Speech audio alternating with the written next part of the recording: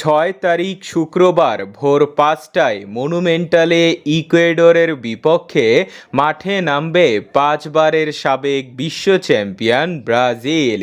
ইতিমধ্যেই এই ম্যাচকে সামনে রেখে শক্তিশালী দল ঘোষণা করেছে কার্লো আনচেলত্তি।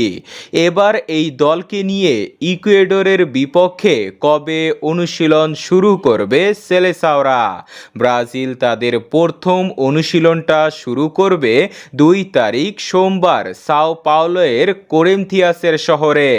২ তারিখ ইউরোপ থেকে ডাক পাওয়া ১৭ জন প্লেয়ার যোগ দিবে। এর পরের দিনই বাকি ৭ জন ব্রাজিল লিগে খেলা প্লেয়াররা যোগ দিবে। জানা গেছে ব্রাজিলিয়ান সময়ে বিকাল ৪ থেকে ৫টায় তারা অনুশীলন শুরু করবে। ইকুয়েডরের বিপক্ষে ম্যাচের আগে তারা ২-৩টা অনুশীলন করবে। ওদিকে জুনের ৩০ তারিখ পর্যন্ত ক্লাব সান্তোসের সাথে চুক্তি রয়েছে নেইমার জুনিয়রের। গুঞ্জন চলছে সান্তোস ছাড়ছেন নেইমার জুনিয়র। নেইমার নিজেও জানিয়েছেন ক্লাব সান্তোসে থাকবেন নাকি থাকবেন না তার চূড়ান্ত সিদ্ধান্ত ১২ তারিখের পর নেবেন।